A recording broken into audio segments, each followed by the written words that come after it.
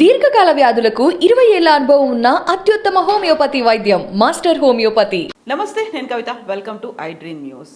తెలంగాణలో ఆల్మోస్ట్ ఎన్నికల వాతావరణం వచ్చేసింది. పార్టీలన్నీ సమాయత్తమవుతున్నాయి. అభ్యర్థులు పోటాపోటీగా ప్రచారాల్లో కూడా ఉన్నారు. అయితే ఇక్కడ మనం మాట్లాడుకోవాల్సిన అవసరం ఉంది, పర్టికులర్గా పొలిటీషియన్ల గురించి.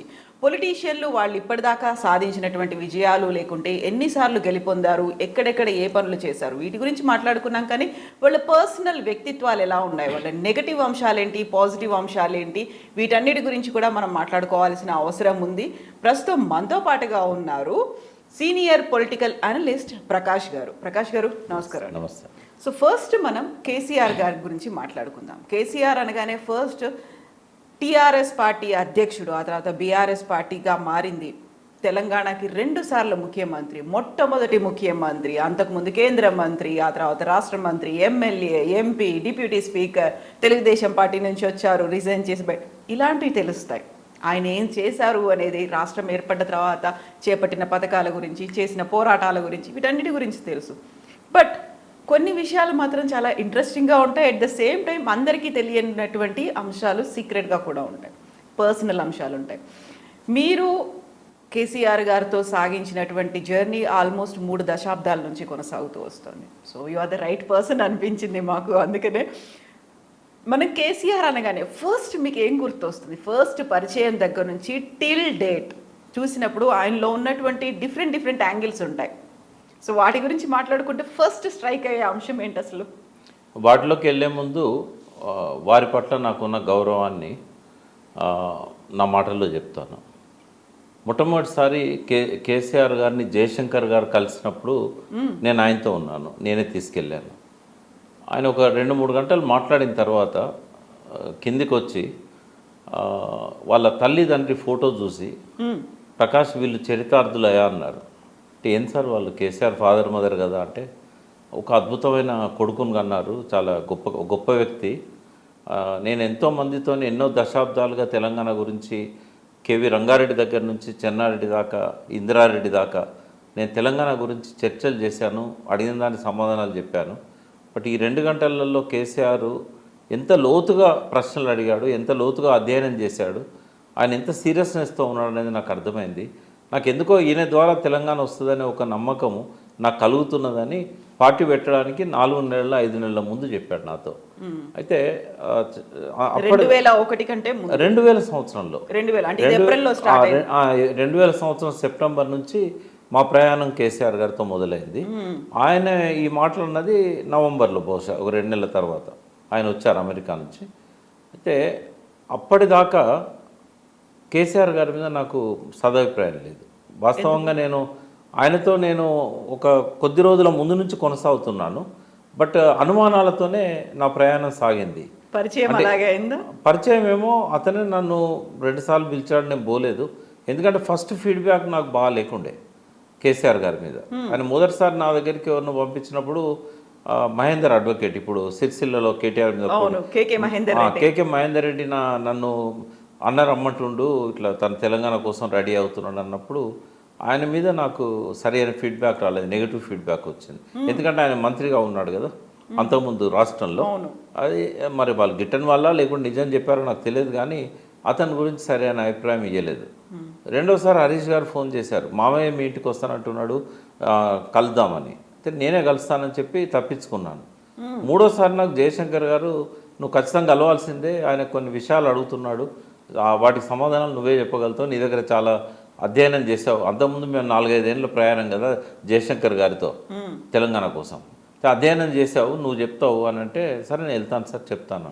కానీ ఆయన అడగడం, నేను చెప్పడం ఇట్లాగే జరిగింది. నేను ఎందుకు అనుమానించానంటే, చంద్రబాబు నాయుడు ఏదైనా చేయగలిగే సమర్థుడు రాజకీయాలలో. అంటే ఫేర్ ఉండదు, ఆయన పాలిటిక్స్ అన్నీ ఫేర్ పాలిటిక్స్ కాదు.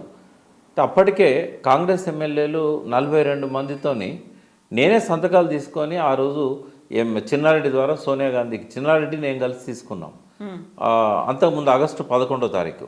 అప్పటికి కేసీఆర్ గారు ఇంకా మంత్రిగానే ఉన్నారు, ఆయన డిప్యూటీ స్పీకర్ ఉన్నారు, ఆయన ఇంకా రాలేదు, తెలంగాణ ఆలోచనలకు కూడా రాలేదు. అయితే ఈ 42 మంది కాంగ్రెస్ ఎమ్మెల్యేలు ఇచ్చిన తర్వాత చంద్రబాబు ఈయనను పంపిస్తున్నాడా అనే ఒక అనుమానం అనేది మొదలైంది. కానీ జయశంకర్ గారు ఫస్ట్ టైం ఈ మాట అన్నాక నా లోపల కూడా ఇంత జయశంకర్ గారు ఇట్లా అనడం ఏంది అసలు అని నాకు కొంత ఆశ్చర్యం అనిపించి అప్పటి నుండి నేను కొద్దిగా కాన్ఫిడెన్స్ పెంచుకున్నాను ఆయన పట్ల. అంటే 100% అయితే రాలేదు, 100% ఆయన మీద నాకు ఫేత్ వచ్చింది ఆ నిరాహార దీక్ష సందర్భంగా 2009లో. ఈ కాలం జర్నీ ఆయనతో అనుమానాల ప్రయాణమే. ఎందుకలా అంతలా? అంటే అంటే ఒకటి when you are meeting him అంటే పదే పదే ప్రతిసారి మాట్లాడుకొని గంటలు కూర్చున్నప్పుడు ఎవ్రీడే మాట్లాడుకున్నప్పుడు కూడా 9 ఏళ్ల కాలం పట్టింది నమ్మడానికి కంప్లీట్ గా. అంటే ఎందుకు అనంటే ఆయన బ్యాక్గ్రౌండ్ అంతా చూసినప్పుడు ఆయన రాహుల్ గాంధీ మన సంజయ్ గాంధీతోనే ఆయన రాజకీయ ప్రయాణం. అంటే ఆయన యూత్ కాంగ్రెస్లో 1978లో వైస్ ప్రెసిడెంట్గా పనిచేశాడు. ఒక 5 ఏళ్ల పాటు ఆయన కాంగ్రెస్లో ఉన్నాడు. ఇక్కడ గాంధీ భవన్ నుంచి మొదలుపెట్టి 10th జనపద్ వరకు ఆయన సంబంధాలు ఉండేటివి. సంజయ్ గాంధీకి చాలా క్లోజ్గా ఉన్న వాళ్ళల్లో గులాం నబీ ఆజాద్, కేసీఆర్ గారు వీళ్ళంతా ఉండేవాళ్ళు. సో కాంగ్రెస్ వాళ్ళంటే నాకు సదాభిప్రాయం లేదు. రెండవది తెలుగుదేశంలో ఎన్టీ రామారావు అంటే కొంచెం గౌరవభావం ఉండేది. సరే ఆయన ఏం చేసినా కూడా తెలుగు పేరుతోని తెలంగాణ వాదాన్ని కనుమరుగు చేసినా కూడా ప్రజల కోసం సిన్సియర్గా ఏదో చేయాలని ఒక తపన కనబడేది ఆయన లోపల. కానీ ఎప్పుడైతే ఈయన చంద్రబాబు అనుచరుడుగా చంద్రబాబు మంత్రివర్గంలో మంత్రిగా ఎన్టీ రామారావుని వెన్నుపోటు పొడిచిన వాళ్ళల్లో ఒకరుగా అనిపించిందో అందరితో పాటు ఆయన మీద కూడా అభిప్రాయం ఏముంది. వైస్రాయ్ హోటల్ దగ్గర ఫోటోలు కూడా బయటకు వచ్చాయి. అయితే రాను ఏమైందంటే క్రమక్రమంగా నా లోపల అనుమానాలు పోవడం మొదలైంది, ఆయన మీద నమ్మకం పెరగడం మొదలైంది. కానీ కంప్లీట్ కాన్ఫిడెన్స్ వచ్చింది ఎప్పుడు అంటే ఆయన ఆమరణ దీక్షకు పూనుకున్నప్పుడు. అన్ఫార్చునేట్లీ ఆ టైంలో నేను ఆయనకు దూరంగా ఉన్నాను. అంతకంటే కొద్దిగా ముందు ఆయన ఎలక్షన్స్లో ఓడిపోయిన తర్వాత రాజీనామా చేశాడు. రాజీనామా చేసిన సందర్భంగా తెలంగాణ వాదాన్ని కాపాడుకోవాలంటే ఇంకొక వ్యక్తి కూడా తోడు కావాలి, ఈయనకు బ్రీతింగ్ టైం కావాలన్న ఉద్దేశంతో నేను దేవేంద్ర గౌడ్ను తెలంగాణ ఉద్యమంలోకి తీసుకొచ్చిన వాళ్ళల్లో ఫస్ట్ పర్సన్ అని చెప్పొచ్చు. నేను పాశం యాదగిరి గారు ఇద్దరం మేము వరుసగా ఆయనతో సమావేశాలు పెట్టుకొని ఆయనను రమ్మని చెప్పి మేము తీసుకొచ్చాం. ఆ టైంలో దేవేంద్ర గౌడ్ కూడా చిరంజీవితో వెళ్ళిపోయాడు ఆయన తెలంగాణ అనకముందే. ఇంకా నేను సైలెంట్గా ఉండి విమోచన సంస్థను ఒకటి పెట్టుకొని దిలీప్ కుమార్ నేను ఒక ఉద్యమాన్ని లేపడానికి ప్రయత్నం చేసుకుంటూ ఉన్న సమయం అది. బెల్లయ్య నాయక్ కూడా మాతో ఉండేవాడు. అయితే ఆ టైంలో ఈ ఆమరణ దీక్ష చేశాడు. సరే వెంటనే నేను ఇక ఆ దీక్ష అయిపోగానే ఆ విమోచన సమితికి రాజీనామా చేసి మళ్ళీ కేసీఆర్తో సన్నిహితంగా ఉండడం మొదలుపెట్టాను. కానీ పార్టీలోకి రాలేదు, పార్టీ పదవి తీసుకోలేదు. నేను చైర్మన్ అయిన తర్వాతనే మళ్ళీ నేను పార్టీ సభ్యత్వం తీసుకున్నాను. ఆ 7 ఏళ్ళు 8 ఏళ్ళు దూరంగా ఉన్నాను. అంటే ఆయనకు దగ్గరగా ఉన్నాను, పార్టీకి దూరంగా ఉన్నాను. అయితే ఈ కాలం అంతా నేను అబ్జర్వ్ చేసింది కేసీఆర్ గారిలో. అయితే ఇప్పటికైతే ఆయన తెలంగాణకు చేస్తున్న ఆయన కృషి కానీ తెలంగాణ తేవడంలో ఆయన అనుసరించిన వ్యూహాలు ఎత్తుగడలు కానీ అనితర సాధ్యమని చెప్పగలుగుతాను నేను. దేశంలో ఏ ముఖ్యమంత్రికి లేని ఒక విజన్, దాన్ని ఇంప్లిమెంట్ చేసే పద్ధతి, తను అనుకున్న దాన్ని ఏ రకంగానైనా సాధించాలనే ఒక పట్టుదల, తపన, ఏం చేసైనా తను అనుకున్నది సాధిస్తాడు. అది ఈ కాళేశ్వరం కానీ ఇట్లాంటి ప్రాజెక్టుల ద్వారా చూసాం. సరే ఈ మోడల్ కరెక్టా కాదా అన్నప్పుడు నాకు వేరే అభ్యంతరాలు ఉంటాయి. అంటే ప్రకృతిని మొత్తంగా చూసినప్పుడు ఇప్పుడు ప్రభుత్వాలు చేస్తున్న ఈ సాగునీటి ప్రాజెక్టులు కానీ డ్యాములు కానీ ఇదే సొల్యూషనా వేరే లేదా అన్నప్పుడు కంప్లీట్గా నా అభిప్రాయాలు వేరుంటాయి. కానీ ఆకలి చావులను, ఆత్మహత్యలను, వలసలను ఆపడానికి, బీడు భూములలో పచ్చడి పంటలు పండించడం కోసం, నిరుద్యోగులకు ఉపాధి అవకాశాల కోసం ఇండస్ట్రియలైజేషన్ కానీ ఐటీలుగా ఇట్లాంటివన్నీ చూసినప్పుడు ఏంటంటే కాంటెంపరీ ముఖ్యమంత్రులలో కానీ కాంటెంపరీ పొలిటీషియన్స్లో కానీ ఈజ్ ద గ్రేట్ అనేది నేను చెప్పగలుగుతా. కాబట్టి నాకు ఇప్పుడు అభిమాన రాజకీయ నాయకుడు అని చెప్తే ఇప్పుడున్న భారతదేశంలో ఆయనే అవుతారు నాకు. కాబట్టి I due respect with KCR గారు. నేను ఆయన మానసిక విశ్లేషణ అంతా మీకు చెప్తాను. నేను ఆయన మీద గౌరవంతోనే చెప్తున్నాను. నెంబర్ 1 ఏంటంటే ఎవరికి లేని కొన్ని క్వాలిటీస్ ఆయనకున్నాయి. ఎవరికి లేనంటే కొన్ని ఉన్నాయి కొంతమందికి, కానీ ఈయనకున్న అన్ని క్వాలిటీస్ ఇంకొక నాయకుల్లో కనబడలేదు నాకు. మిక్స్ ఉంటాయి. ఒకటేంటంటే ఆ మనిషి బిట్వీన్ ద లైన్స్ ఉంటాడు, వెరీ ఫోకస్డ్గా ఉంటాడు. అసలు ఇంకా ఏదైనా ఒక దాని గురించి ఆలోచిస్తున్నాడు అన్నప్పుడు ఇంకా ఏది దగ్గరికి రానివాడు. వేరే ఆలోచనకు డివేట్ అయ్యే అవకాశమే ఇయ్యడు. అది గంటలు కావచ్చు, రోజులు కావచ్చు, నెలలు కావచ్చు. అంటే అంత ఫోకస్డ్గా ఒకే అంశం మీద దృష్టి పెట్టి ఏకదీక్షతోనే ఆలోచించే వాళ్ళను ఆధ్యాత్మికులు అంటారు. అంటే స్పిరిచువల్ ఇది. మెడిటేషన్ అంటే ఏందమ్మా? ధ్యానం చేయడం అంటే ఒకే అంశం మీద ఫోకస్డ్గా చేయడం. నేను అమాయకంగా ఒకరోజు పోయి, సార్ చాలా అంటే బహుశా నేను సీఎం కావడానికంటే ఒక 1 year బిఫోర్ అనుకుంటా, మీరు కొంత మెడిటేషన్ చేస్తే మనం లక్ష్యానికి తొందరగా చేరుకుంటామేమో అన్నా. అంటే మెడిటేషన్ అంటే ఏంది అని అడిగాడు. అప్పుడు నేను మళ్ళీ చెప్పడం మొదలుపెట్టా, ఒకే అంశం మీద ఏకదీక్షగా దాని మీదనే ఫోకస్డ్గా చేయడం అనేది. అంటే మరి నేను చేస్తున్నది ఏంది? నువ్వు 12-13 ఏళ్ళ నుంచి చూస్తున్నావు, నేను ఏకదీక్షతగా ఉన్నా కదా. నేను వేరే తెలంగాణ అంశం కాకుండా ఇంకో అంశం మీద ఎప్పుడైనా నేను దృష్టి పెట్టానా? ఇంకా అంతకంటే ఏం కావాలి? ఒక బుక్ను తదేకంగా చదివితే అది మెడిటేషన్ కాదా? ఇట్లా కూర్చొని కళ్ళు మూసుకుంటేనే మెడిటేషన్ అవుతుందా? అంటే అప్పుడు నేను పోయి మళ్ళీ మా మాస్టర్ గారిని అడిగా. అంటే ఆయన చెప్పేది కరెక్ట్ అన్నాడు. ఆయన స్పిరిచువల్ లీడర్ అని చెప్పాడు. కాబట్టి ఆయన అనుకున్నాయన్ని సాధించగలుగుతాడని చెప్పాడు. ఈ 2012-13 ఆ ప్రాంతంలో. అంటే ఈ ఆధ్యాత్మిక లక్షణాలు వేరే నాయకుల్లో కనబడలేదు. వేరే వాళ్ళు దేవుని పటం ముందు కూర్చొని భజనలు చేస్తారు, మొక్కుతారు, కానీ ఆ స్పిరిచువల్ వేరు, భక్తి వేరు. బట్ ఈ స్పిరిచువాలిటీ అనేది ఒక లీడర్లో ఉండడం అనేది చాలా అరుదుగా చూస్తాము. అది కేసీఆర్లో ఉంది. రెండవది ఏంటంటే ఆయనే గొప్ప అంటే తెలుగు భాష పట్ల బాగా పట్టున్న వ్యక్తి. అద్భుతంగా మాట్లాడగలుగుతాడు, మంచి పదజాలాన్ని ఉపయోగించగలుగుతాడు. కానీ ప్రజల మధ్య పోయినప్పుడు ఆయనకున్న అపారమైన పాండిత్యాన్ని అంతా పక్కకు దోసేసి ప్రజల భాషలో, ప్రజల సామెతలతో. అయితే ఇది ఏదో యథాలాపంగా వచ్చేది కాదు. నేను ఆయన కలిసి కార్లతో ఢిల్లీ యాత్ర చేసాం, 1000 కార్లు. అందులో ఆయన కారులో నేనున్నా, జగదీష్ రెడ్డి కూడా ఉండేవాడు. అయితే ఆ కారులో ఆయన ఒక మాట అన్నాడు, ఇక్కడ ఆదిలాబాద్ దాటిన తర్వాత. ఒక స్పీకర్గా మనం ప్రజల మెప్పు పొందాలంటే, మంచిగా మనం మాట్లాడే విషయాలు ప్రజలకు చేరాలంటే ఎట్లా ఉపన్యాసానికి ప్రిపేర్ కావాలి అంటే చాలా దూరం ఈ చర్చ అప్ టు నాగపూర్ పోయేదాకా జరిగింది. 4-5 గంటలు జరిగినట్టు, 3 గంటలు. అంటే మాకు అనిపించింది ఏంటంటే మమ్మల్ని ప్రిపేర్ చేయడానికి ఇట్లా మాకు అడుగుతున్నాడా? ఆయనకు తెలియదని నేను ఎట్లా అనుకుంటాను. ఎందుకంటే ఆయన ఇప్పటికే ఆ రోజు నాటికే సక్సెస్ఫుల్ స్పీకర్ ఆయన.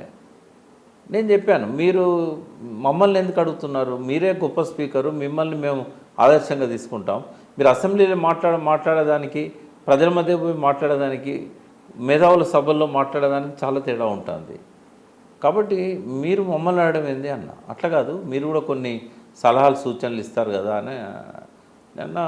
సరే, ఒక మంచి స్పీకర్ అన్నప్పుడు తను అనుకున్న విషయాన్ని సూటిగా ప్రజల గుండెల్లోకి అర్థమయ్యేటట్టు చెప్పడమే కాకుండా వాళ్ళు ఫీల్ అయ్యేటట్టు చెప్పడం కూడా గొప్ప ఇది అని. ఆ ఘంటసాల పాట అందరు పాడతారు, బట్ ఘంటసాల పాటలో ఆర్ద్రత, ఆ భావాన్ని పలికించగలిగే అది ఉంటుంది, ఆ ట్యూన్లో ఉంటుంది. అట్లాగే ఉపన్యాసకుడు కూడా అంత లోతుగా ఆలోచించి తను స్పీచ్ని తయారు చేసుకోవాల్సి ఉంటుంది. ఎప్పుడు ఏ సామెతలు వాడాలి, ఏ పదాలు వాడాలి, ప్రజలకు అర్థం చేయించాలంటే కరెక్ట్ చెప్పామని అన్నాడు. అన్న తర్వాత ఆ రోజు నుంచి ఈ రోజు వరకు కూడా ఆయన ప్రతి స్పీచ్ కూడా టార్గెట్ ఓరియంటెడ్ పీపుల్ని హత్తుకునేటట్టు ఉంటుంది. ఆయనకున్న ఆ ప్రతిభ వల్లనే తెలంగాణ ఉద్యమంలోకి కోట్లాది మంది వచ్చారు. చాలామంది అనుకుంటారు మేము కదిలించాం, మేము చేశాం. మీరు నాయకులు కావచ్చు మీ సంఘాలకు, కానీ వాళ్ళ లోపల ఆ ఆవేదనను, ఆవేశాన్ని రగిలించింది ఎవరు అని అంటే కేసీఆర్ గారి మాటలు. మేము కూడా అంతకంటే ముందు 5 ఏళ్ళు నేను, జయశంకర్ గారు, కేశవరావు జాదవ్, చాలామంది ప్రొఫెసర్స్, పాశ్యం అదిర్ లాంటి వాళ్ళం జనంలో పోయి చెప్పాం. కానీ మా భాష ప్రజలకు అర్థం కాలేదా, లేకుంటే వాళ్ళకు గుండెలకు హత్తుకునేలాగా మేము చెప్పలేకపోయినామా ఈ వేదనను, ఆవేదనను, కష్టాలను? ఈ విషయంలో మాత్రం కేసీఆర్ను మించిన వాళ్ళు ఎవరు లేరు. మళ్ళీ ప్రజల భాషల్లో ప్రజలకు అర్థమయ్యేటట్టుగా మంచి భాష పైన పట్టుండి కూడా ఈ రకమైన చెప్పే విధానాన్ని అలవరుచుకున్న ఒక వ్యక్తి లాలూ ప్రసాద్ యాదవ్ భారతదేశ రాజకీయాల్లో. మనకి ఇద్దరు తప్ప మూడవ నాయకుడు కనబడాడు మన ఆ స్థాయికి వెళ్ళిన నాయకులలో. సో అది రాజకీయ నాయకుడికి ఉండాల్సిన ఒక మంచి లక్షణం ఆయన లోపలన్నది. ఇంకొక లక్షణం బాగా నచ్చింది ఏంటంటే కొన్ని వేల మందిని ఒకసారి కలిసినా కూడా పేరు గుర్తుపెట్టుకొని ముఖాన్ని గుర్తుపెట్టుకొని వచ్చినప్పుడు పేరు పెట్టి పలకరించడం అనేది. ఒకరోజు అడిగాను నేను ఆశ్చర్యపోయి స్టార్టింగ్లో, మీరు ఎవరినైనా పేరు పెట్టి పిలుస్తున్నారు, సిద్దిపేట వాళ్ళు ఎవరు వచ్చినా కూడా ఆడవాళ్ళు ముసలి వాళ్ళని కూడా పేరు పెట్టి పిలుస్తున్నారు అంటే దాదాపు నేను ఒక 40-50 వేల మంది పేర్లు నేను గుర్తుపెట్టుకున్నాను. ఎట్లా సాధ్యమవుతుంది అంటే గుర్తుపెట్టుకోవాలంటే గుర్తుపెట్టుకోగలుగుతాం. మనం అనుకోవాలి ఈ వ్యక్తిని నేను మళ్ళీ కలిసినప్పుడు పేరు పెట్టి పిలవాలి కాబట్టి నేను గుర్తుపెట్టుకోవాలనుకుంటే ఏదో ఒక రకంగా రిలేట్ చేసుకుంటాం. అంటే అట్లాగే పార్టీలో కూడా ఆనాటి నుంచి ఇవాళ వరకు పనిచేసిన వాళ్ళని ఎవరినైనా కూడా ఆయన పేరు పెట్టి పిలుస్తాడు, ఆ పేరు చెప్తే గుర్తుపడతాడు. అంటే అంత మెమరీ పవర్ అనేది ఆయన అలవర్చుకున్నాడు, అది యాదృచ్ఛికంగా వచ్చింది కాదు. తర్వాత ఈ 3 ఫోకస్డ్గా ఆలోచించడం, మెమరీ పవర్. ఒక నాయకునికి ఈ లక్షణం ఉంటే ఏమైందంటే అతను ఏం చేయకపోయినా పర్లేదు, 100 మందిలో ఏం ప్రశాంత్ బాగున్నావా అని ఒక మాట అంటే చాలు అతను ఎంతో సంబరపడిపోతాడు. ముఖ్యమంత్రి నన్ను పేరు పెట్టి పిలిచాడు, అది ఇప్పుడు పనికొస్తుంది ఆయనకు వాళ్ళతో ఆ రిలేషన్షిప్. సో అట్లా ఈ 2-3 లక్షణాలు ఏవైతే ఉన్నాయో ఫోకస్డ్గా పనిచేయడం, ఎవరినైనా పేరు పెట్టి పిలవడం, ప్రజలకు వాళ్ళ భాషలో అర్థమయ్యేటట్టుగా చెప్పడం. 4వది ఏంటంటే తనకు కావాల్సింది సాధించడానికి ఏం చేయాలనో అన్నీ చేస్తాడు ఆయన. ఆయనకు ఇది మంచి ఇది చెడు ఇట్లా చేస్తే ఏమనుకుంటారో అనేది లేదు. ఎవరు ఏమనుకుంటే నాకేంది అనే టైప్ ఆయన. ఎవరు ఇంట్లో వాళ్ళు కానీ బయట వాళ్ళు కానీ ఎవరు ఏమన్నా అనుకోనియండి, తను అనుకున్నది తను చేస్తాడు. తర్వాత రాజకీయాల్లో వచ్చిన మార్పులు, ఆ మార్పులకు ఆయన కూడా మినహాయింపు కాడు. ఎందుకంటే ఇవాళ ఆయన ఎదుర్కొంటున్నది కాంగ్రెస్ బీజేపీని. తర్వాత ఒక 40 ఏళ్ళుగా అవలక్షణాలు ఉన్న పార్టీలలో అవలక్షణాలు ఉన్న మనుషులతోని ప్రయాణం చేసిన వ్యక్తి ఆయన. కాబట్టి తన అవసరం కోసం ఏదైనా చేస్తాడు. ఆయనకున్న ఏదైనా కానివ్వండి, ఆయన స్వార్థం కానివ్వండి, ఆయన కోపం కానివ్వండి, ఆయన ప్రేమ కానివ్వండి, ఆయన జాలి కానివ్వండి, ఆయన ఈర్ష్య కానివ్వండి, ఆయన ద్వేషం కానీ రాజకీయ అవసరాల ముందు అన్నీ దిగదుడిపే. అందుకే కదా ఇప్పటిదాకా ఇది ఫక్త్ ఉద్యమ పార్టీ, బట్ ఇప్పటి నుంచి ఇదేం అహోబిల మఠం కాదు, మేము కూడా ఫక్త్ రాజకీయ పార్టీగా మారిపోతాం. ఒక సెంటెన్స్లో చెప్పాలంటే ఫక్త్ ఉద్యమ పార్టీలో ఫక్త్ రాజకీయవేత్త కేసీఆర్, ఏ సీజనల్ పొలిటీషియన్ అంటాం కదా.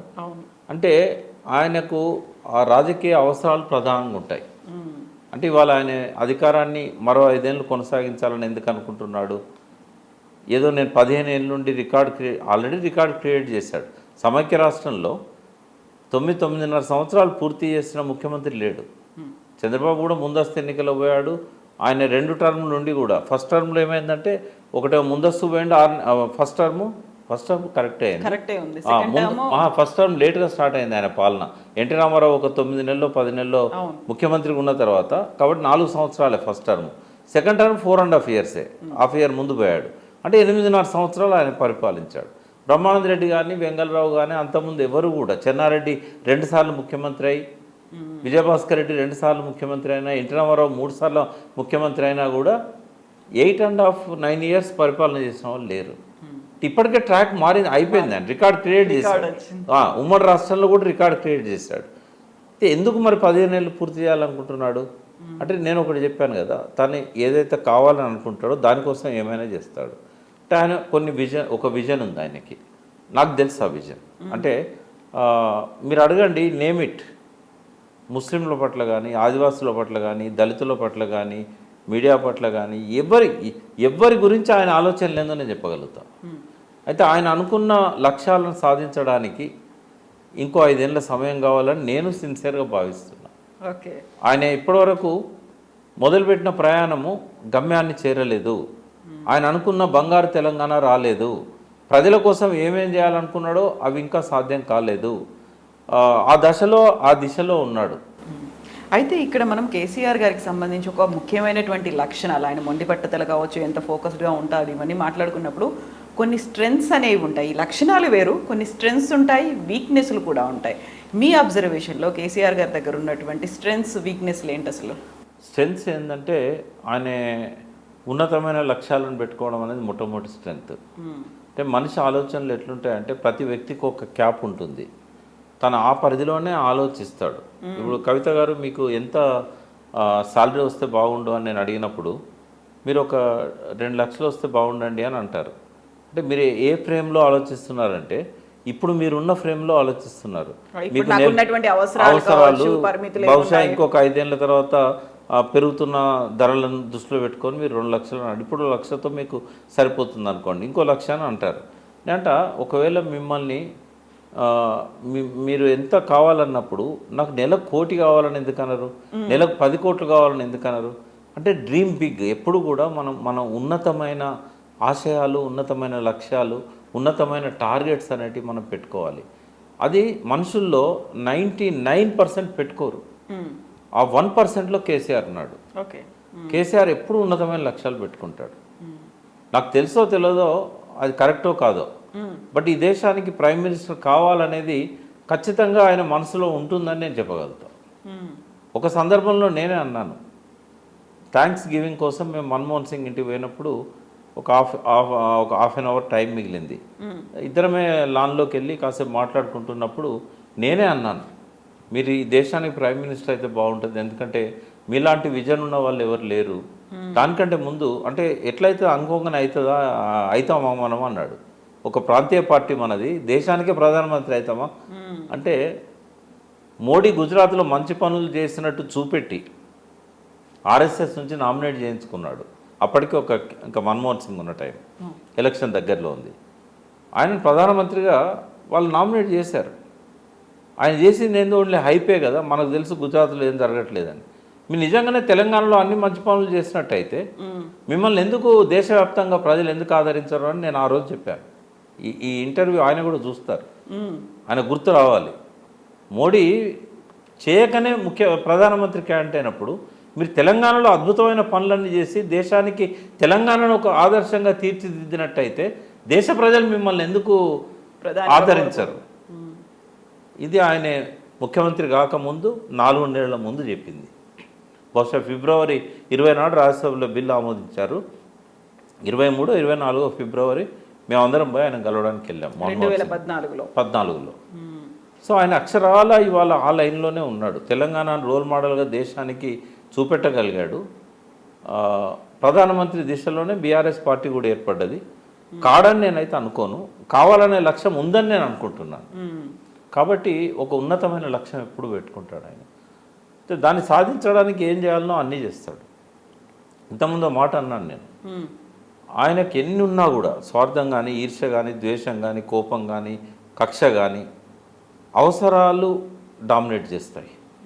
ఉదాహరణకు పేర్లు చెప్పాను. నా జీవితంలో 23 ఏళ్ళు ఆయనతో ప్రయాణం, 24 ఏళ్ళ ప్రయాణంలో ఒక 12 సంవత్సరాలు ఆయన చాలామంది తిట్టారు, బట్ ఒక నాయకుడు అందులో టాప్ ఉంటాడు. ఆయన తిట్టినన్ని తిట్లు, ఆయన తిట్టినన్ని వాడినన్ని బూతు పదాలు ఎవరు వాళ్లే కేసీఆర్ గురించి. ఆయన తీసుకొచ్చి ఆయనను ఉన్నతమైన స్థానంలో కూర్చోబెట్టాడు. ఒకనొక సందర్భంలో బుటాబుటి మెజారిటీ వచ్చింది, 63 సీట్లే వచ్చాయి. 10 మంది అటు పోయినట్టయితే గవర్నమెంట్ పడిపోతుంది, 4 పోయినా పడిపోతుంది. ఆ టైంలో పార్టీలకు వేరే వాళ్ళని తీసుకురావాలనే ఆలోచన ఎప్పుడైతే వచ్చిందో తనను నిత్యం దూషించే వ్యక్తిని తీసుకొచ్చి తను ఆదరించి గౌరవించండు. అంటే ఒక రాజకీయ అవసరం ముందు తన కోపం కానీ, తన కక్ష కానీ మనసులో పెట్టుకోవడం అంటే డెఫినెట్గా పెట్టుకుంటాడు. కానీ ఎప్పుడైతే అవసరం వస్తుందో దూది పింజల్లాగా ఎగిరిపోతాయి ఆ కోపాలు, తాపాలు, ఆ కక్షలు, కార్పణ్యాలు అన్నీ పోతాయి. అందుకని ఎవరికి ఎప్పుడు ఎటువంటి దశ తిరుగుతుందో తెలియదు. ఇప్పుడు ఉదాహరణకు శ్రావణ్ గారిని చూద్దాం. ఆయన పార్టీ వదిలిపెట్టిన తర్వాత చాలాసార్లు కేసీఆర్ గారిని, ఆయన ఫ్యామిలీని టార్గెట్ చేసి కూడా మాట్లాడాడు. మంచి మనిషి శ్రావణ్, చాలా మంచి మనిషి. కానీ ఏ పార్టీలో ఉన్నప్పుడు ఏ నాయకుడైనా ఆ పార్టీ ఫ్రేమ్లో మాట్లాడాల్సి వస్తుంది. కేసీఆర్ గారు కూడా మంత్రిగా ఉన్నప్పుడు ఆయన కొన్ని వీడియో క్లిప్పింగ్లు పెడతారు. జోనల్ సిస్టము, ఈ 6 పాయింట్ ఫార్ములా ఏంది, ఈ రిజర్వేషన్లు ఏంది అని చెప్పి. అంటే జనరల్ ఏమైతే అంటే రాజకీయ పార్టీలలో ఆ ఫ్రేమ్లో ఉన్నప్పుడు ఆ ఫ్రేమ్లోనే మాట్లాడాలి. కాబట్టి శ్రావణ్ కూడా ఆ ఫ్రేమ్లోనే చాలాసార్లు, శ్రావణ్ మాట చాలా పదనుగా ఉంటుంది, చాలా ఇన్ఫర్మేటివ్గా ఉంటుంది, కదిలించేటట్టు ఉంటుంది. అయితే కేసీఆర్ గారు ఆలోచిస్తున్నది ఏంటంటే ఎప్పుడు కూడా ఒక పదునైన ఆయుధాన్ని మన చేతుల్లో ఉంటే లాభం కానీ శత్రువు చేతుల్లో ఉంటే లాభమా? ఆ ఆయుధం చాలా పదునైంది, చాలా శక్తివంతమైంది. అది మన మీదకి అటాక్ పెట్టింది. అది మన దిక్కు వస్తే బాగుంటుంది కదా, ఆయుధం మన చేతిలోకి రావాలి కదా. యుద్ధంలో గెలవాలనుకున్నప్పుడు శక్తివంతమైన ఆయుధాలు మనకు కావాలనుకుంటాం కానీ అవతల వాళ్ళకు ఉండాలనుకోం. ఈ సిద్ధాంతాన్ని ఆయన పాటిస్తాడు. కాబట్టి శ్రావణ్ రాగానే ఆయన ఎమ్మెల్సీ ఇచ్చి గౌరవించడం, ఆయన ఇప్పుడు చాలా అద్భుతంగా ఇటువైపు నుంచి కౌంటర్ అటాక్స్ పెడుతున్నాడు. అంటే ఇట్లా ఎవరినైనా కొండా సురేఖ తిట్టిన తిట్లు ఎవరు తిట్టలేదు. మానుకోట్లో రాళ్ళ దాడులు ఆ టైంలో నేను ఇదే మాట మాట్లాడాను. కొండా సురేఖ ఒక శక్తివంతమైన మహిళ, శక్తివంతమైన ఆయుధాన్ని అవతల వాళ్ళ చేతుల్లో పెట్టాడని ఏ తెలివితక్కువవాడు కూడా అనుకోడు. కాబట్టి ఆయుధం తన చేతిలోకి తెచ్చుకుంటాడని చెప్పి ఇన్ని బూతులు తిట్టినా కూడా ఎందుకు తీసుకొచ్చాడని అడిగినప్పుడు నేను వేదిక మీద చెప్పాను. అంటే ఆ దృష్టి అనేది చాలామంది రాజకీయ నాయకుల్లో ఉండదు. ఇప్పుడు కాంగ్రెస్ టీడీపీలో చాలామంది నాయకులను బీజేపీలో చూసాం మనం. వాళ్ళకి ఆ దృష్టే ఉండదు అసలు. వీడు మనల్ని తిట్టిండు లాస్ట్ మినిట్ వరకు కూడా. ఇంకోటి ఇదే కేసీఆర్ గారి నాయకత్వాన ఇందులోకి వచ్చిన నాయకులు ఇప్పటికీ వర్గపోరే కదా. ఈ వర్గపోరు అనేది వాళ్ళు డైజెస్ట్ చేసుకుంటలేరు. ఇద్దరం ఒకటే పార్టీలోకి వచ్చాం, రాజకీయ అవసరం, మనం కలిసి ఉంటేనే పార్టీ బాగుంటుంది, మనం కలిసి ఉంటేనే ప్రభుత్వం బాగుంటుంది అనే ఆలోచనలు ఉండవు. ఇప్పటికీ నేర్చుకోవట్లేదు కేసీఆర్ గారి నుంచి నాయకులు చాలామంది. ఇక్కడ కేసీఆర్ గారి బలహీనతల గురించి మాట్లాడుకుంటే ఆయనకు ఉన్నటువంటి బలహీనత ఒక బలం ఇంకొకటి చెప్తాను. అంటే ఎన్నైనా చెప్పొచ్చు అమ్మా. నేను ఆయన బలాల గురించి రాయమంటే ఒక బుక్ రాయగలుగుతాను. కేసీఆర్ గారి అంటే ఆయన ఒక రోల్ మోడల్ లీడర్, భవిష్యత్ తరాలకు ఆయన ఒక ఆదర్శం. ఆయన ఒక తెలంగాణ సాధించిన వ్యక్తిగా, ఒక జాతిపితగా ఎస్టాబ్లిష్ అవుతున్న వ్యక్తి. అటువంటి వ్యక్తి గురించి మనం ఎంత మాట్లాడుకున్నా కూడా సమయం చాలదు. బట్ ఏమీ లేని రోజుల్లో టీఆర్ఎస్ స్టార్ట్ చేశాడమ్మా ఆయన. ఏమీ లేని రోజులు అంటే వెహికల్కు కూడా, అది ఎవరో బ్యాంకులో అప్పిప్పించిన వెహికల్ కూడా ఈఎంఐ కట్టలేకపోతే ఆయన ప్రయాణిస్తున్న వెహికల్ని కూడా తీసుకుపోయిన సందర్భం. ఎవరికైనా ఆయన చాలా దానగుణం, చాలా దాతృత్వం ఉంటుంది. బాధపడిపోతాడు ఎవరికైనా కష్టాలు వచ్చినాయంటే, కన్నీళ్లు పెడతాడు తలుచుకుంటాడు. ఆయన వాళ్ళకి సహాయం చేయాలనుకుంటాడు, డబ్బులు లేకపోయినా అప్పులు తెచ్చి సహాయం చేస్తాడు. అంటే ఇవన్నీ కూడా స్ట్రెంగ్సే ఆయనకు, ఒక నాయకునికి ఉండాల్సిన లక్షణాలు అవి. తర్వాత అటువంటి కష్ట పరిస్థితుల నుంచి పార్టీని గట్టెక్కించడం కాకుండా తెలంగాణను కూడా గట్టెక్కించగలిగాడు. అంటే ఇంకోటి ఏంటంటే వ్యూహం ఎత్తుగడలు అనేటి ఆయనకు ఎట్లా అలవాటో తెలియదు చిన్నప్పటి నుంచి. అది ఎవ్వరికీ లేని ఒక గొప్ప లక్షణం ఆయనది. నేను కొండపల్లి సీతారామయ్య గారితో, సత్యమూర్తి గారితో కూడా కలిసి పనిచేశాను. అంటే ఎక్కువ రోజులు లేకపోయినా వారితో ఒక 5-6 సార్లు కలిసిన అనుభవాలు కొండపల్లి సీతారామయ్య గారితో ఉన్నాయి. సత్యమూర్తి గారితో అయితే చాలా కాలం కలిసి పనిచేశాను. అంటే ఈ దేశంలో విప్లవం కోసం పీపుల్స్ వార్ పార్టీని నడిపిన ఒక కమ్యూనిస్టు నాయకులు, వ్యూహం ఎత్తుగడలు అనే పదాలను క్రియేట్ చేసింది కమ్యూనిజం. వాళ్లకు లేదు ఈ వ్యూహం ఎత్తుగడలు. ఈ గణపతి స్థానంలో కేసీఆర్ గారు కనుక విప్లవోద్యమంలో పోయి ఉంటే నిజంగానే భారతదేశంలో విప్లవం వచ్చేదేమో అనిపిస్తుంది అన్నట్టు. అంటే ఆ వ్యూహం ఎత్తుగడలలో కేసీఆర్ని మించిన వాళ్ళు లేరు. ఇంకొక బలం ఏంటంటే ప్రజల పల్స్ను గ్రహించడంలో కేసీఆర్ని మించిన వాళ్ళు. ఆయనకున్నంత, అంటే ఆయనను చూసే వీళ్ళంతా తయారవుతున్నారు, బట్ ఆయనకు తెలిసినంతగా పల్స్. అందరం అంటాం ప్రజలను కలవాడు, ప్రగతి భవన్లో ఉంటాడు. బట్ ప్రగతి భవన్లో ఉండి కూడా ప్రజలకు నేరుగా కనెక్ట్ అయిన లీడర్ ఎవరు అన్నట్టు ఇవాళ కేసీఆర్.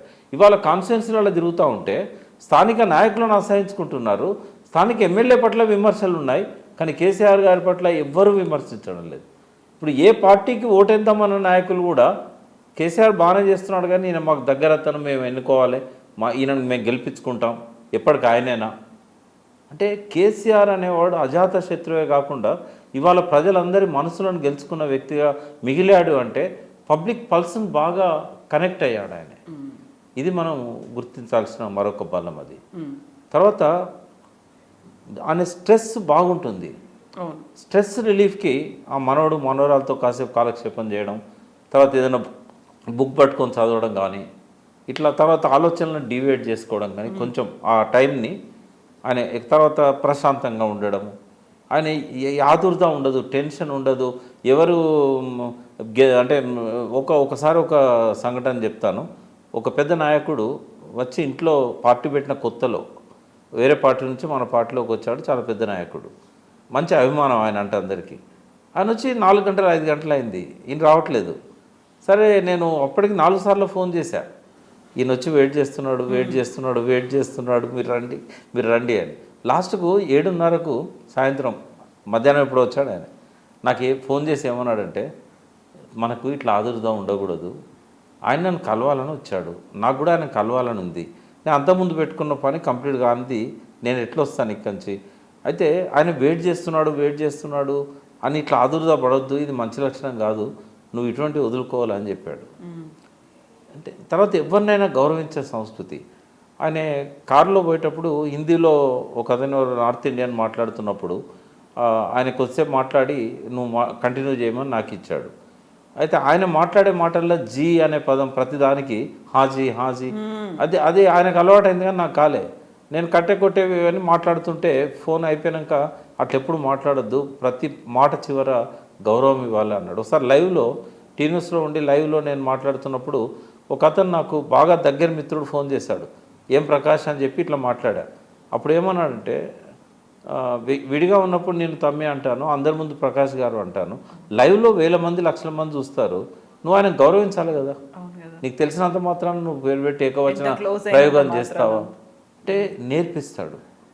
వాస్తవంగా చెప్పాలంటే నాకు చాలా విషయాలు ఆయన నన్ను నా ఆలోచనల నుంచి తప్పించడానికి, ఒక కరెక్ట్ దారిలో నడపడానికి చాలా విషయాలు నాకు అనేక సందర్భాల్లో చెప్పాడు, నన్ను కరెక్ట్ ట్రాక్ మీద పెట్టడానికి ప్రయత్నం చేశాడు. అంటే మెయిన్ స్ట్రీమ్ పాలిటిక్స్లో ఒక పెద్ద లీడర్గా నన్ను మలచడానికి ఆయన చాలా ప్రయత్నం చేశాడు.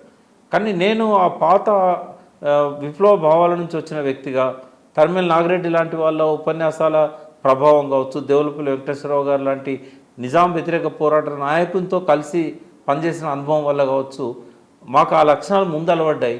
ఆ లక్షణాలు పోలేకపోవడం అనేది మెయిన్ స్ట్రీమ్లో ఎదగపోవడానికి ఒక ప్రధాన అడ్డంకి అని నేను అనుకుంటున్నా. ఆ అడ్డంకులను తొలగించడానికి నా మీద ఆయన పెట్టినంత ఎఫర్ట్ ఎవరి మీద పెట్టకపోవచ్చు. చాలాసార్లు నన్ను తన వైపు తెచ్చుకునే ప్రయత్నాలు చేశాడు, కానీ నేను పోలేదు. బట్ ఆ ప్రయత్నం ఏదైతే ఉందో, అంత పెద్ద స్థాయిలో ఉన్న ఒక నాయకుడు సీఎం అయిన తర్వాత కూడా చాలాసార్లు నన్ను తన ట్రాక్లోకి తేవడానికి ట్రై చేశాడు. అంటే మెయిన్ స్ట్రీమ్ పాలిటిక్స్లో ఎట్లుండాలి, కానీ నాకు అది అలవాటు కాలేదు. నేను ఎప్పుడు ఇంకా పాత విలువలను పట్టుకొని రాజకీయాలు ఇట్లాగే ఉండాలనుకునే వ్యక్తిని. ఆయనేమో పరిస్థితిలో తగ్గట్టుగా ట్రాన్స్ఫార్మ్ అయ్యాడు. ఆయన ఆ ట్రాన్స్ఫార్మ్ కావడం ఎందుకో నాకు నచ్చలేదు.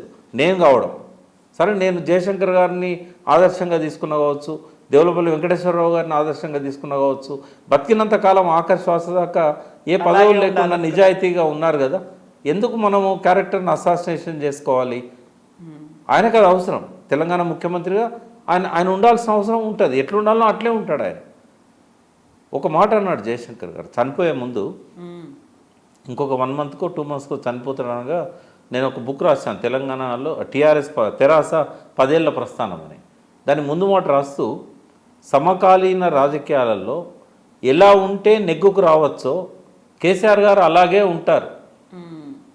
సమకాలీన రాజకీయాల్లో ఎలా ఉంటే నెగ్గుకు రావచ్చో అలాగే ఉంటాడు, ముళ్ళును ముళ్ళుతోనే తీస్తాడు.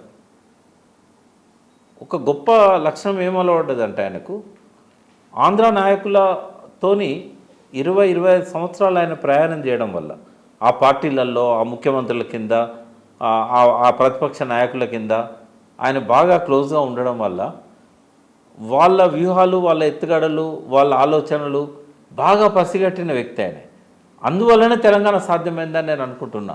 కుట్రలను కుట్రలతో ఛేదించడం, ముళ్ళును ముళ్ళుతో తీయడం అనేది ఆయన మాత్రమే చేయగలిగాడు. ఇవన్నీ కూడా ఆయన స్ట్రెంగ్స్ అమ్మ. సో ప్రకాష్ గారు, ఇప్పుడు బలహీనతలు లేని మనిషి ఉండరు అంటారు. కేసీఆర్ గారి గురించి మాట్లాడుకుంటే ఒక లక్షణాలు విలక్షణము లేకుంటే డిఫరెంట్ లక్షణాలతో పాటుగా బలాలు అండ్ బలహీనతలు ఏమున్నాయి అంటే, చాలామంది వారికి ఆ బలహీనతలు ఉన్నాయని తెలిసినా కూడా వాటిని అధిగమించలేరు. కానీ కేసీఆర్ గారిలో ఒక గొప్ప లక్షణం ఏంటంటే, తన బలహీనత అని తెలిసి దాన్ని అధిగమించగలిగే శక్తి ఉన్న వ్యక్తి. ఎప్పుడైతే ఆయన బలహీనత అని గుర్తిస్తాడో, కాబట్టి దాన్ని అధిగమించగలిగిన పూర్తి శక్తి ఉన్న వ్యక్తి. కాబట్టి ఆయనకు బలహీనతలు ఉండే అవకాశమే లేదు. కానీ ఆయన అవసరాలే మనకు బలహీనతలకు కనబడతాయి. ఆయన అవసరాలు మనకు బలహీనతలకు కనబడతాయి. ఆయన ఇష్టాలు మనకు బలహీనతలకు కనబడతాయి. తనకు మనసుకు నచ్చింది చేయడం ఆయన వ్యక్తిత్వం. ఆయనకు మనసుకు నచ్చింది చేయడం మనకు బలహీనతకు కనబడుతుంది, ఆయనకు స్ట్రెంగ్త్కి కనబడుతుంది.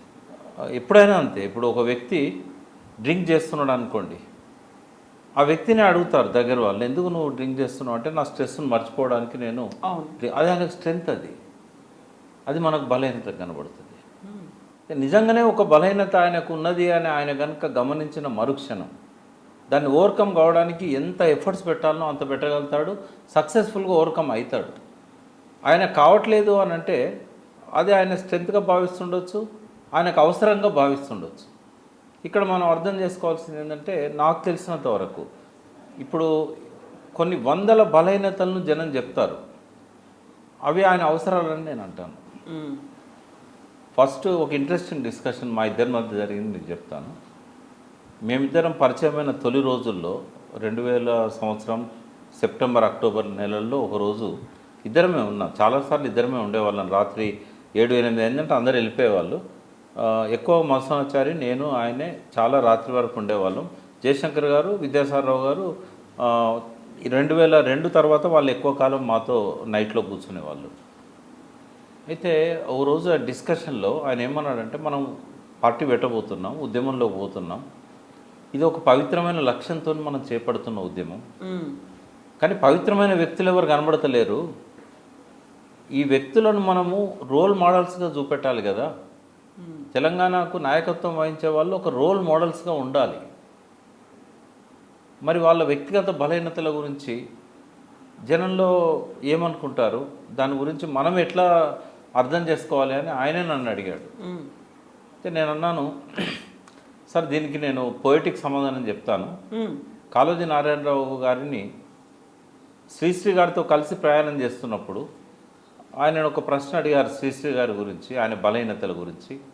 అప్పుడు కాళోజీ నారాయణరావు గారు రాసిన కవిత ఏంటంటే, నువ్వు రాసిన కవితలు పరిమళాలను గుబాలిస్తుంటే నువ్వు తాగి పారేసిన సీసాల కంపు నాకెందుకు అంటాడు. ఓకే ఓకే, ఒక ప్లస్ పాయింట్ ఉంది కాబట్టి ఒక మైనస్ని మనం పట్టించుకోవాల్సిన అవసరం లేదు. అంటే నాకు నీ స్ట్రెంగ్త్సే కావాలి, ఎగ్జాక్ట్లీ, నీ బలహీనతలు నాకు అక్కర్లేదు, నీ స్ట్రెంగ్త్స్ కావాలి, నాకు ఈ సమాజానికి నీ స్ట్రెంగ్త్స్ కావాలి. ఈ మాటే కేసీఆర్ గారికైనా ఇంకొకరికైనా వర్తిస్తుంది. ఆ వ్యక్తి తనకున్న పాండిత్యంతో కావచ్చు, తనకున్న చాకచక్యంతో కావచ్చు, తనకున్న మంచి ఆలోచనలతో కావచ్చు, ఈ సమాజానికి అత్యంత మేలు చేస్తున్నప్పుడు అతని వ్యక్తిగత బలహీనతలను పట్టించుకోకపోవడమే కరెక్ట్ అని నేను అనుకుంటున్నాను. ఇక్కడ బలహీనత అనేది తాగడం గురించి, తాగడం ఒకటే కాదు, ఏ బలహీనత అయినా ప్రజలు ఇది బలహీనతగా గుర్తించిన దాన్ని మనం పట్టించుకోవాల్సిన అవసరం లేదు అని అంటాను నేను. ఇలా ఎన్ని బలహీనతలు ఉన్నాయి ఇంకా అంటే ఆయన బలహీనతలు అన్నప్పుడు ఆయన అవసరాలని నేను అన్నాను కదా, ఐ స్టాండ్ బై దట్. ఉదాహరణకు మీకు కూడా తెలుసు, ఆయన అవసరమైనప్పుడు ఒక సమాచారం కోసము ఒక మామూలు స్ట్రింగర్ ఫోన్ చేస్తాడు, ఒక మామూలు జూనియర్ ఇంజనీర్ ఫోన్ చేసి ఆ ప్రాజెక్టులో ఏం జరుగుతుందో అడుగుతాడు. దాన్ని ఈఎన్సీ ఏమనుకుంటాడు, ఇంజనీరింగ్ చీఫ్, నేనున్నాను, నా కింద సిఈలు ఉన్నారు, వాళ్ళ కింద ఎస్సీలు ఉన్నారు, వాళ్ళ కింద ఈఈలు ఉన్నారు, వాళ్ళ కింద డిఈలు ఉన్నారు, వీళ్ళందరిని వదిలిపెట్టి అట్టడుగున ఉన్నవాడిని ఫోన్ చేసి సీఎం మాట్లాడమేంది, అదంతా ఆయనకు బలహీనత, ఆయన బలహీనత కింద వాళ్ళంతా పరిగణిస్తారు. ఒక జర్నలిస్టు, ఒక మామూలు జర్నలిస్టు, మా ముఖ్యమంత్రి స్థాయి వ్యక్తి నాకు ఫోన్ చేశాడు, ఆయనకు ఒక 1 year ఛార్జ్ అవుతాడు ఆయన, ఆ తర్వాత ఆయనను ఎప్పుడు పట్టించుకోలేదు అనుకోండి, అదొక బలహీనత కింద అతను పరిగణిస్తాడు. తర్వాత ఏదైనా అతను బాగా నీడ్ ఉన్నప్పుడు, అతను కొంత ఆర్థిక సాయం చేసినప్పుడు ఒక దేవుని చూస్తారు కేసీఆర్లో. తర్వాత ఎన్నిసార్లు అవసరం ఉన్నా ఆయన అడిగినప్పుడు ఇవ్వలేదనుకోండి, అది బలహీనతగా చూస్తారు. తర్వాత బాగా పనిచేసిన వ్యక్తి తనకు పదవి ఇవ్వకపోవడాన్ని బలహీనతగా కేసీఆర్ గారు మోసం చేస్తాడు అని ఒక మాట అనేస్తాడు. తనకు కోపం ఉంటుంది. ఈ జనం సైకాలజీలో ఎట్లుంటుందంటే, ఒక వ్యక్తి నచ్చాడనుకోండి, అతను చేసిన తప్పులన్నిటి పట్టించుకోరు, చేసే తప్పులను కూడా వాళ్ళు మంచి పనులుగా చిత్రిస్తారు. ఎందుకంటే ఆ వ్యక్తి అంటే వాళ్ళకి ఆరాధన, అంత అభిమానం ఉంటుంది. ఒక వ్యక్తి అంటే కోపం వచ్చిందనుకోండి, అతను చేసిన మంచి పనులన్నీ చెత్తబుట్ట దాఖలు అవుతాయి, అతను చేస్తున్న మంచి కూడా చెడుగానే కనబడుతుంది, రంధ్రాన్వేషణ మొదలు పెడతారు, కోడిగుడ్డు మీద బొచ్చు విక్కే ప్రయత్నం చేస్తారు. ఇది హ్యూమన్ సైకాలజీ. మరి వీళ్ళ దృష్టిలో నుంచి చూసినప్పుడు మనము ఆయన బలహీనతలను చూద్దామా, లేదా మీడియా కోణం నుంచి బలహీనతలను చూద్దామా? వ్యక్తి అన్నప్పుడు బలహీనతలు ఉంటాయి, కానీ ఏవే అవసరం మనకు, ఏ అవసరాలు ఆయనను బలహీనుడిగా చిత్రిస్తున్నాయి. కొన్నిసార్లు ఏమైందంటే, ఒక బలవంతుడు కూడా ఒక్క అడుగు వెనక్కి వేయాల్సి వస్తుంది. ఒక చిన్న వాగు దాటాలి, వాగు దాటినప్పుడు సీరియస్గా నడుస్తూ పోతున్న వ్యక్తి అదే వేగంతోనే ఆ వాగు దాటలేడు. ఒక్కడికి వెనక్కి వచ్చి స్ట్రెంత్ కూడా తీసుకొని జంప్ చేస్తాడు. అది బలహీనత కాదు. ఒక్కడుగు వెనక్కి వేయడం అనేది 2 అడుగులు ముందుకు దునకడానికి. లెనిన్ రాశాడు, 1 స్టెప్ బ్యాక్వర్డ్ 2 స్టెప్స్ ఫార్వర్డ్ అని ఒక బుక్ రాశాడు. అట్లా కేసీఆర్ గారి బలహీనతలు ఎవి కూడా బలహీనతలు కాదు అనేది నా అభిప్రాయం. అంటే ప్రజా జీవనంలో వ్యక్తిగత బలహీనతలు. ఇంకొకటి ఏంటంటే అది బలహీనతగా ఆయన దగ్గర ఎంతకాలం కొనసాగదు. ఓవర్కమ్ కావాలనుకున్నప్పుడు తక్షణమే ఓవర్కమ్ అవుతారు. చాలాసార్లు జరిగింది అట్లా. మనము వీటిని కొన్ని ఎగ్జాంపుల్స్ రూపంలో మనం చూసుకున్నట్టయితే, ఒకరోజు డాక్టర్ వచ్చి అతనికి చిన్న ఇట్లా మూతి కొంచెం ఇట్లా వంకర పోయినట్టు అయిపోయింది. ఎవరు తెలియదు, అది ఇంట్లోనే ఉన్న కొద్దిమంది తెలుసు. అయితే నేను పోయినప్పుడు డాక్టర్ చూస్తున్నాడు, మీరు స్మోకింగ్ ఆపకపోతే, డ్రింక్ ఆపకపోతే మీరు తెలంగాణ ఎట్లా తెస్తారు? లాంగ్ లైఫ్ కావాలి కదా మీకు, అందరు మిమ్మల్ని నమ్ముకున్నారు కదా, లాంగ్ లైఫ్ అనేది కావాలంటే మీరు తక్షణమే వీటిని ఆపేయాలి అన్నాడు. సరే, ఆయన నిర్ణయం తీసుకున్నాడు. ఆయన మాతో కూడా చెప్పేవాడు, నేను ఏదైనా ఆపాలంటే తక్షణమే ఆపగలుగుతాను. తర్వాత మళ్ళీ అదే డాక్టర్ వచ్చి తక్షణం ఆపొద్దు, ఇది సిమ్టమ్స్ ఉంటాయి, విత్డ్రావల్ సిమ్టమ్స్ ఇట్లాంటివన్నీ ఉంటాయి, స్లోగా మీ క్వాంటిటీ రెడ్యూస్ చేయండి అని చెప్తూ వచ్చాడు. దాన్ని ఆయన అక్షరాలు పాటిస్తున్నాడు. అంటే ఆయన, నేను ఇదివరకే చెప్పాను, ఆయన తాగుతాడు కానీ తాగుబోతు కాదు అన్నాను. డిఫరెన్స్ ఏంటంటే, తాగడం కోసం తాగుతూ ఆ మత్తులోకి దిగజారేవాడు తాగుబోతు, ఏదైనా మాట్లాడగలుగుతాడు, ఎవరినైనా ఏమైనా అంటాడు. కానీ ఆయన ఎప్పుడు అట్లాంటి లక్షణం ఆయన లోపల నేను చూడలేదు. ఆయన ఏదో ఇట్లా సిప్ చేసి ఆడబెట్టి మళ్ళీ అరగంట తర్వాత 30 గంట తర్వాత ముట్టుకుంటాడు. అది తాగుబోతు లక్షణమే కాదు అది. కాబట్టి ఆయన స్లోగా క్వాంటిటీ కూడా రెడ్యూస్ చేశాడు. ఒక్కోసారి వరుసగా 10-12 సిగరెట్లు తాగుతాడు. అటువంటి 12 గంటలు ఆ మీటింగ్లో ఉన్నప్పుడు ఆయన సిగరెట్ తాగాడు, బయటికి పోయి కూడా తాగాడు. అంటే బలహీనత ఎట్లయితుంది? స్ట్రెస్ రిలీఫ్ కోసం తాగొచ్చు, స్ట్రెస్ రిలీఫ్ కోసం సిగరెట్ తాగొచ్చు. అంటే దాన్ని దృష్టిలో పెట్టుకున్నప్పుడు ఆయన ఇంకో కోణంలో నాకు కనబడతాడు.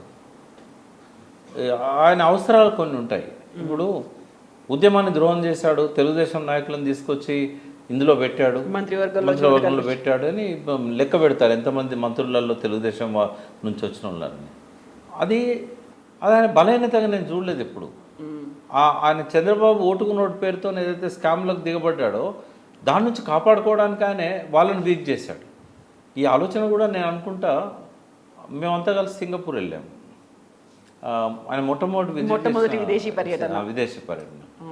అంటే లీ క్వాన్ యూ ఆ దేశాన్ని ఒక హంతకుల, దొంగల మాఫియా, డ్రగ్ మాఫియా గ్యాంగుల దేశంగా ఉన్న సింగపూర్ను ఇలా ప్రపంచ పటంలో అద్భుతంగా నిలబెట్టిన వ్యక్తి లీ క్వాన్ యూ.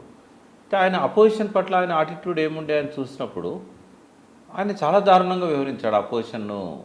ఎందుకంటే ఈ అపోజిషన్ బలం వల్లనే వీళ్ళంతా పెట్టలేకపోతున్నారని చెప్పి ఆయనను ఇప్పుడు కూడా కొన్ని దేశాలలో జరుగుతున్నది, సముద్రంలోకి తీసుకెళ్ళి నీళ్ళల్లో వదిలేశాడని చెప్తారు ప్రతిపక్ష నాయకులను. లాస్ట్కి ఏంటంటే ప్రతిపక్షం తుడిచిపెట్టుకొని పోయింది అక్కడ. 1965లో లిబరేట్ అయిన కంట్రీ అది. ఈ రోజు వరకు కూడా ప్రతిపక్షానికి 5-10 సీట్ల కంటే ఎక్కువ రావు. ఇప్పుడు కూడా ఆయన కొడుకు పరిపాలనలో మొన్న సింగపూర్ పోయినప్పుడు చెప్తున్నారు, అంటే భారత సంతతికి చెందిన ఒక నాయకుడు అద్భుతంగా పేరు తెచ్చుకున్నాడు. అతన్ని ఫస్ట్ రకరకాల కేసులు పెట్టి దోషిగా చిత్రించారు, తర్వాత ఆయన ఆరోగ్యం క్షీణించేలాగా చేశారు, ఆయన మళ్ళీ పోటీకి అనర్హుడుగా చేశారు. అంటే ప్రతిపక్షాన్ని ఆ రకంగా నిర్వీర్యం చేయడం అనేది సింగపూర్లో జరిగింది. ఇక్కడనేమో ప్రజాస్వామ్య పద్ధతిలోనే ప్రతిపక్షాన్ని దెబ్బతీయడం అనేది కేసీఆర్ గారు చేశారు. అంటే ఇప్పుడు ప్రజల కోసం ఈయన ఒక పని చేయాలనుకుంటున్నాడు, ఇవన్నీ చేయాలనుకుంటున్నాడు. అనుకున్నప్పుడు ప్రతిపక్షం ఒక పంట కింది రాయిలాగా ఎప్పటికీ తలుగుతూ ఉంటుంది. కాబట్టి ఈ న్యూసెన్స్ వదిలించుకోవాలనుకున్నాడు ఆయన. న్యూసెన్స్ వదిలించుకోవాలి, ఏం చేయాలి? న్యూసెన్స్ను మన దగ్గర పెట్టుకోవాలి, మన చెప్పు చేతుల్లో పెట్టుకోవాలి, అవతల వాళ్ళ మీద కుసిగొల్పాలి. అంటే ఇది అవతల వాళ్ళకు బలహీనతనే కనబడుతుంది, కానీ నాకైతే ఇది అవసరమైన బలంగానే నాకు కనబడుతుంది. ఈ రాజకీయాల్లో చాలా బలహీనతలు ఉంటాయి, కానీ ఆయన బలహీనత దృక్కోణం వేరుంటుంది, ఆయుధాలుగా మలుచుకోవడంలో దిట్ట. బలహీనతలను, అవతలి వాళ్ళ బలహీనతలను కూడా తనకు అవసరమైన పద్ధతిలో మలుచుకోగలడం కానీ, వాటిని ఆయుధాలుగా మలుచుకోవడంలో కానీ, అవతలి వాళ్ళపైకి తిప్పికొట్టడంలో ఆయనను మించిన వ్యక్తి లేడు. కాబట్టి బలహీనతల గురించి ఎంత దూరం మనం మాట్లాడుకున్నా ఇట్లాగే కనబడుతుంది. ఎస్ ప్రకాష్ గారు, థ్యాంక్ యూ సో మచ్ అండి కేసీఆర్ గారి గురించి ఇన్ని వివరాలు ఇంత క్లియర్గా చెప్పినందుకు. థ్యాంక్ యూ సో మచ్ అండి. Thank you.